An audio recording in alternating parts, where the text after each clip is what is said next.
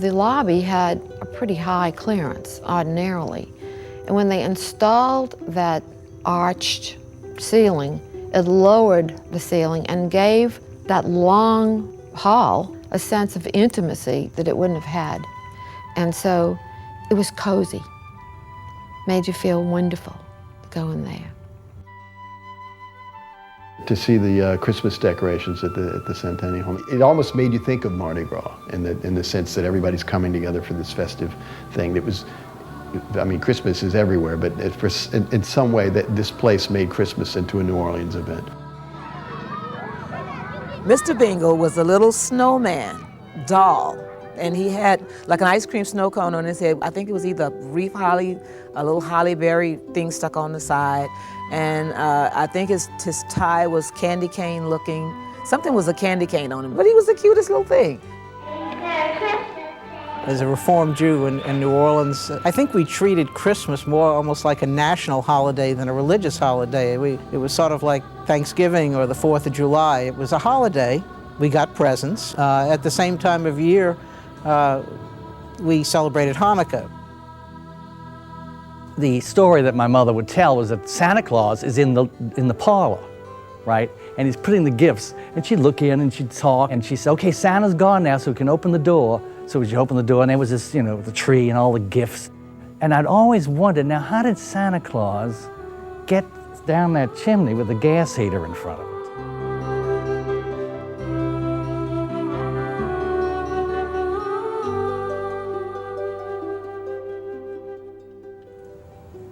I'm Peggy Scott Laborde.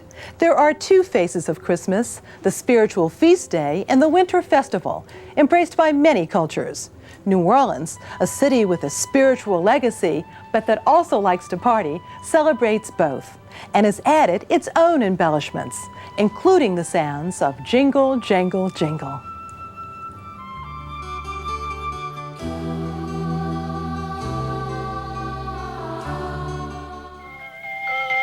Jingle, jangle, jingle, here comes Mr. Bingle. With a message from Kris Kringle. Time to launch the Christmas season. Maison Blanche makes Christmas pleasing. Gifts galore for you to see. Eat your gem from MB. Hello, everybody, hello. I hope you will like my little show. In New Orleans, with its semi-tropical climate, how unlikely is it that a little snowman with an ice cream cone hat and holly wings would become a symbol of Christmas? His name, Mr. Bingle. The concept for Bingle came from Emile Aline Sr., the display director for Maison Blanche department store. On a buying trip to Chicago, Aline discovered that some department stores had their own Christmas mascots. Marshall Field's featured Uncle Mistletoe, a whimsical Santa's helper.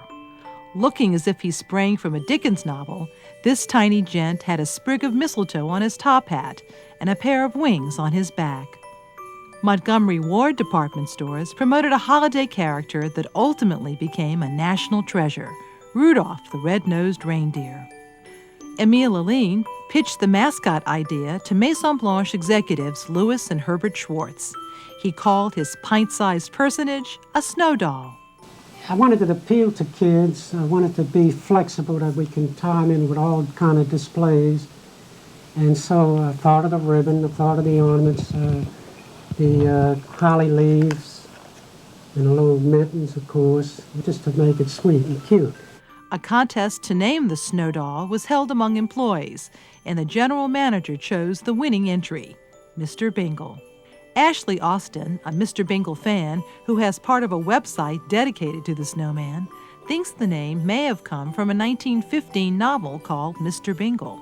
This is the story of Mr. and Mrs. George S. Bingle, a childless New York couple who provides gifts and a meal to less fortunate little ones on Christmas Eve.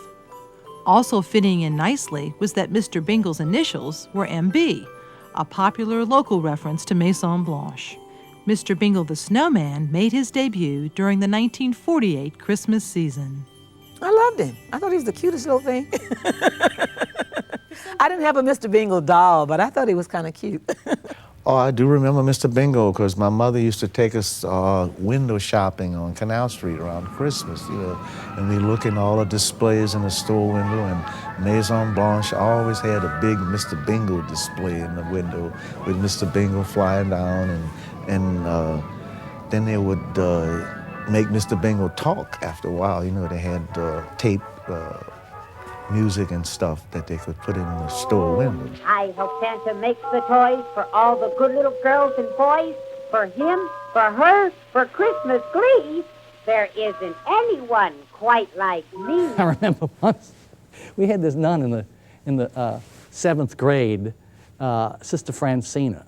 She was giving us this lecture, you know. Well, anyway, she was going on, and she said, you know, children, you shouldn't be taken in by this commercial Christmas, because this is a feast day of the birth of our Lord. She said she said that whole Santa Claus thing, and it's all been commercialized, and the Mr. Bingle is merely a substitute for the Christ child. Well, suddenly it completely changed my attitude towards Mr. Bingle. I'll trim the tree and even more. Even before the arrival of Mr. Bingle, plans were already underway to present Christmas shows in Maison Blanche's Canal Street windows. The shows would include marionettes, wooden figures with strings or wires. Aline found someone to create them. His Geppetto was working just a few blocks away from the store on racy Bourbon Street. Edwin Oscar Eisentraut's Bourbon Street show consisted of marionettes that performed a striptease, one of many vaudeville-style acts that were sandwiched in between the exotic dancers' performances. Originally from New York, the puppeteer had a vaudeville background. He also traveled around the country with a marionette troupe and, on a whim, bought a bus ticket to New Orleans. Eisentraut initially retained his Bourbon Street nightclub engagement, but his nightclub schedule made it difficult to work for Maison Blanche all day. He sought the help of 2 teenagers, Ray Frederick and Harry J. Ory. Achieving some acclaim around town with a marionette act of their own, the 2 assisted Eisentraut in the early years. Oscar came in there one morning and he was holding a snowman. And it looked pretty cute. He said, well, Helene wanted to use the snowman as the star of the show rather than our little blonde-headed fella. We said, well, maybe it's a good idea. So we went along with it. Eisentraut and his assistants created a winter wonderland with an assortment of characters, but Bingle was center stage. The puppeteer became the voice of Mr. Bingle. But Oscar, he gave it personality. Oh, Santa's magic is plain to see. Now every boy and girl can have a doll like me. For Maison Blanche has toys galore in Santa's Toyland, in the South's greatest store. And he brought it to life. And of course, we had a part in that because we designed the mechanical bodies, and you can't have life without movement. So Oscar gave it personality. For Eisentraut, performing with Mr. Bingle was much more than a job. Jeff Kent, an apprentice to the puppeteer, recalls the first time he met Eisentraut in the 1980s. And there was this old, thin, skinny old man smoking cigarettes, without filters too. He was a workaholic. All he had was Mr. Bingle. When someone comes up to him and starts talking to him, and if he says, oh, I'm the voice of Mr. Bingle, then they just go nuts. It's almost like meeting a star. So that was very important to him. And much of that popularity can be attributed to the personality that Eisentraut gave Bingle. Mr. Bingle is a child. He is a child that likes to have fun. He gets into mischief. It's usually Mr. Bingle gets into trouble, and Santa Claus usually gets him out of trouble. Oh, Santa, that was a wonderful story. The spirit of Christmas is really in the air. And people would wait in line, and you'd have to walk out in the street, bypassing the sidewalks in order to get by. And they would wait just there to see the show. Give all of Santa's little friends lots of room up front so that they can see. And we were back there, we were way high, We were back there looking down on the marionettes. We had a fan on both sides cooling us off. We got kind of sweaty. You'd get a little tired doing the same thing over and over and over again, you know, and hearing the same record. In addition to the snowman's appearances in the windows, a giant Bingle was erected on the front of the Canal Street store.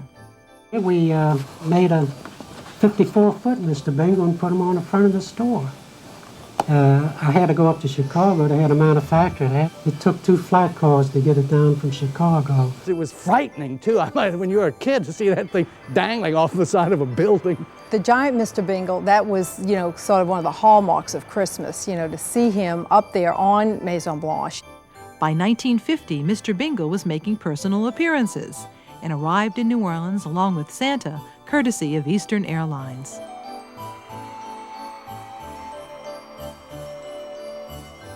From Thanksgiving to Christmas, the snowman even had his own television show on WDSU. The kids used to make it a special effort to watch, you know, Mr. Bingle on television every evening. And it was little comics along with merchandise and promoting merchandise. At one time there, our competitive store had Santa Claus, and at the same time, and the kids would sit on Santa Claus's lap, and he would say, "What do you want for Christmas?" And this is live television. They'd say, "A Mr. Bingle doll." Well, here it is, the day before Christmas. This episode was hosted by New Orleans actress Linda Mintz. After tomorrow, you'll all be heading back toward the North Pole, right? For Christmas. Oh, there's just one thing I'd like, Miss Linda, but promise not to laugh. Oh, I promise. I'd like to have you tell us all the Bingle story just one more time. In the afternoon, when all the kids were back from school eating their graham crackers in front of the TV, then it would come on. Isn't it wonderful, this little snowman, out of the goodness of his heart, you know, coming to us every day and showing us all these wonderful things that we can write to Santa for. But I used to love that show. It was like a hit, a fix that I needed to get. I had to see Mr. Bingle. Bingle even visited children in hospitals. More than a pitchman, Bingle was also a goodwill ambassador. Other downtown department stores, including Krauss, tried to find ways to compete with the popularity of the little snowman. Well, I think, you know, I was envious of Mr. Bingle. That's not a very nice Christmas thing to be thinking about, but I wish we had something like that. We were always trying to think of what kind of gift could we get that would be like Mr. Bingle. But Mr. Bingle, I think, for New Orleans was real special. The snowman laughed and sang a jingle, so Santa named him Mr. Bingle. And that's how he came to be each year at Maison Blanche with Christmas cheer. Oh, thank you, Miss Linda. I hope everyone has the merriest Christmas ever. Merry Christmas, everybody. Goodbye. Goodbye.